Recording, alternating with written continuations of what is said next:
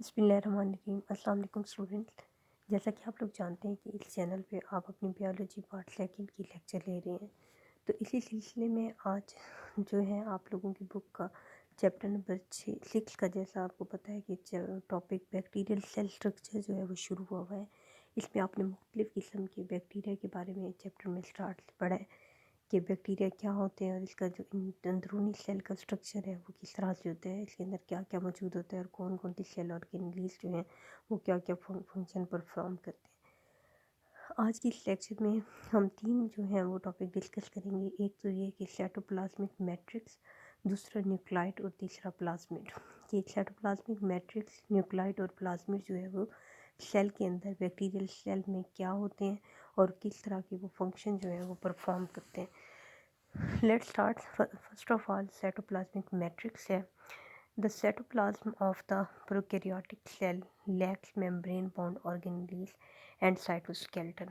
तो साइटोप्लाज्म जो है, जैसे कि आपको पता है कि बुनियादी तौर पर जो सेल है उसमें तीन जो है वो प्रॉपर हमें नज़र आते हैं। इसे कि उसकी सबसे बाहर जो है बैरूनी दीवार होती है जिसे प्लाज्मा मेम्ब्रेन कहा जाता है। उसके अंदर जो है वो इंटरनल उसका मटेरियल होता है, ठीक है, जिसके अंदर सारी सेल ऑर्गेनेल्स जो है वो फ्लोट करती हैं और इसके सेंटर में जो है वो न्यूक्लियस या न्यूक्लियस जैसा कोई मटेरियल मौजूद होता है। तो साइटोप्लाज्मिक मैट्रिक्स क्या है, तो इस जो बैक्टीरिया का साइटोप्लाज्म में है उसके अंदर जो है वो मुख्तलिफ़ किस्म की, क्योंकि आपने दो तरह के सेल पढ़े हैं, प्रोकैरियोटिक सेल और यूकैरियोटिक सेल। प्रोकैरियोटिक सेल तमाम वो सेल होते हैं जिनके अंदर जो है प्रॉपर न्यूक्लियस नहीं होता, और यूकैरियोटिक सेल्स वो होते हैं जिनमें प्रॉपर न्यूक्लियस सेल मौजूद होता है।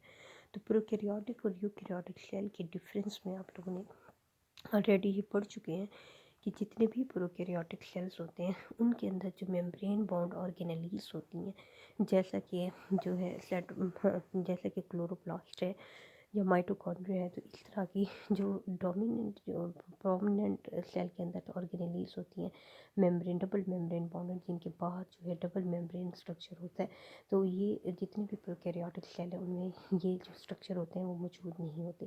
तो क्योंकि बैक्टीरिया का भी जो सेल है तो उसके अंदर भी ये कौन सा प्रोकैरियोटिक सेल है, तो इसमें भी तमाम जो मेम्ब्रेन बाउंडेड सेल ऑर्गेनेल्स हैं वो नहीं होते। और उसके अलावा जो साइटोस्केलेटन है जो इसमें के माइक्रोट्यूब्यूल्स होते हैं वो भी इसके साइटोप्लाज्मिक मैट्रिक्स में, इसके साइटोप्लाज्म में जो है बैक्टीरिया सेल के नहीं होता।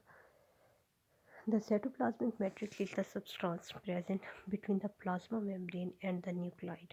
तो साइटोप्लाज्मिक मैट्रिक्स या साइटोप्लाज्म जो है वो है क्या, वो तमाम मादा, वो तमाम मटेरियल जो कि किसी भी सेल की न्यूक्लियर मेम्ब्रेन से लेकर या न्यूक्लियस वाला जो हिस्सा होता है वहाँ से लेकर उसकी प्लाज्मा मेम्ब्रेन के दरमियान जितना भी मटेरियल है और उसके अंदर जो कुछ भी मौजूद होता है उसको क्या कहा जाता है, उसको साइटोप्लाज्मिक मैट्रिक्स कहा जाता है। It has gel-like constantly, small molecule can move through it rapidly। तो जैसे मैंने आपको पहले बताया कि विस्कस मटेरियल होता है, पानी की तरह से नहीं होता, थोड़ा सा जेल टाइप होता है। और जितने भी सेल ऑर्गेनेल्स होते हैं या डिफरेंट मॉलिक्यूल्स जो मटेरियल होते हैं वो क्या होते हैं, इसमें ईजली मूव कर सकते हैं। प्रोटोप्लास्ट क्या है, the plasma membrane and everything present within it is known as protoplasm. कि प्लाज्मा मेम्ब्रेन से लेकर अंदर तक जितना भी मटेरियल होता है, जितना भी जो है उसमें चाहे सेल ऑर्गेनेल्स हैं या डिफरेंट केमिकल्स हैं, मॉलिक्यूल्स हैं, उसे हम क्या कहते हैं, प्रोटोप्लास्ट कहते हैं। Thus the cytoplasmic matrix is a major part of the protoplast. Other large important structure such as chromatin, या जिसे न्यूक्लियर बॉडी भी कहा जाता है, राइबोसोम्स है, मीसोसोम्स है and granules and nucleoids, these are present in this matrix. ये जितने भी सेल न्यूक्लियर जो है सेल के अंदर मौजूद होते हैं, फ्लोट करते हैं साइटोप्लाज्मिक मैट्रिक्स में, जो सेल ऑर्गेनेल्स जैसे कि डिफरेंट किस्म की राइबोसोम्स हैं, मीसोसोम्स हैं या न्यूक्लाइड्स हैं, वो सारी क्या होती है, वो इस साइटोप्लाज्मिक मैट्रिक्स में मौजूद होती है। नेक्स्ट जो है वो है न्यूक्लाइड। न्यूक्लाइड क्या है, bacterial cell unlike the cells of eukaryotic organisms lack like discrete chromosome and the nuclear membrane. Prokaryotic cell की डेफिनेशन में आपने पढ़ा है कि प्रॉपर जो है मेम्ब्रेन बाउंडेड न्यूक्लियस जो है वो किसी भी प्रोकैरियोटिक सेल में एब्सेंट होता है। और जो बैक्टीरियल सेल है ये भी प्रोकैरियोट्स हैं बैक्टीरिया, तो इसके अंदर भी प्रॉपर न्यूक्लियस मौजूद नहीं होता, लेकिन न्यूक्लियस लाइक स्ट्रक्चर होता है जिसके अंदर क्या होता है, क्रोमोसोम और डीएनए मौजूद होता है। The nuclear material or the DNA in bacterial cell occupies a position near to the center of the cell. This material is a single circular and double stranded DNA molecule. ठीक है, nucleus नहीं होता है जैसे उसके जो nuclear membrane नहीं होते, लेकिन सेंटर के करीब, सेल के सेंटर के करीब भी वहाँ पर डोमिनेंट जो है double stranded DNA molecule circular form में मौजूद होता है इस न्यूक्लियस के अंदर, बैक्टीरियल सेल के अंदर।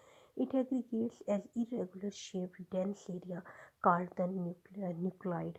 तो जो irregular shape, क्योंकि न्यूक्लियस होता है उसके जो है बाहर न्यूक्लियर मेम्ब्रेन होती है, जिसकी वजह से न्यूक्लियस जो है वो क्या होता है, उसकी एक प्रोमिनेंट जो है सर्कुलर शेप होती है।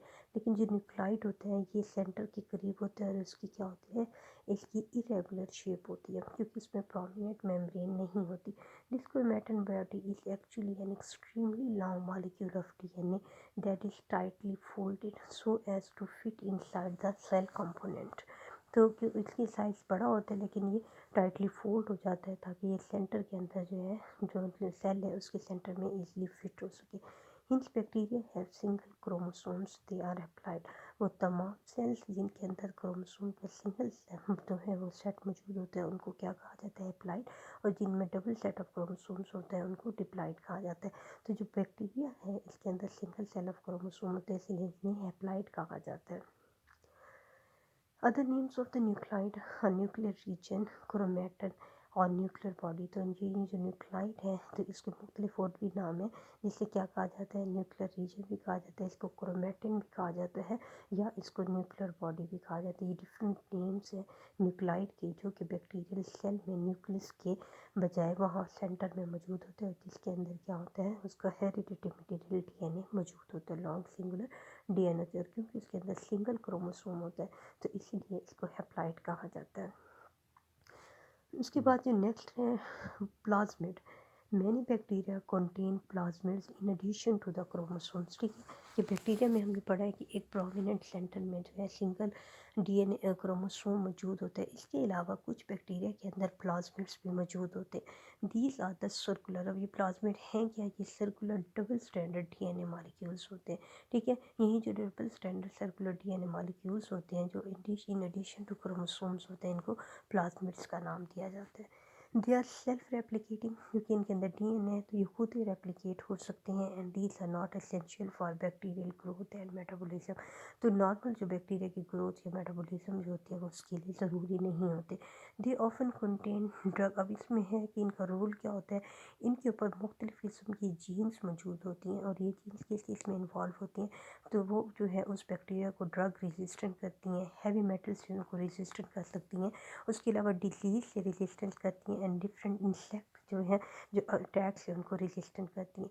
तो they often contain drug resistance, heavy metal and disease and insect resistance genes on them. तो ये जो एक्स्ट्रा क्रोमोसोमल डीएनए होता है बैक्टीरियल सेल में, जिसको प्लाज्मिड कहा जाता है, जो क्रोमोसोम के अलावा होता है, इसको फंक्शन क्या होता है, इसके ऊपर मुख्तलिफ़ किस्म की जीन्स होती हैं जो कि उनको रेजिस्टेंट करती हैं बैक्टीरिया को, किनके खिलाफ, मुख्तलिफ़ किस्म की ड्रग्स, बीमारियों के ख़िलाफ़, ठीक है, दवाइयों के ख़िलाफ़, हैवी मेटल्स के ख़िलाफ़ और इंसेक्ट्स वगैरह के ख़िलाफ़ वो जीन्स जो है इनको क्या करती है, रेजिस्टेंट करती हैं।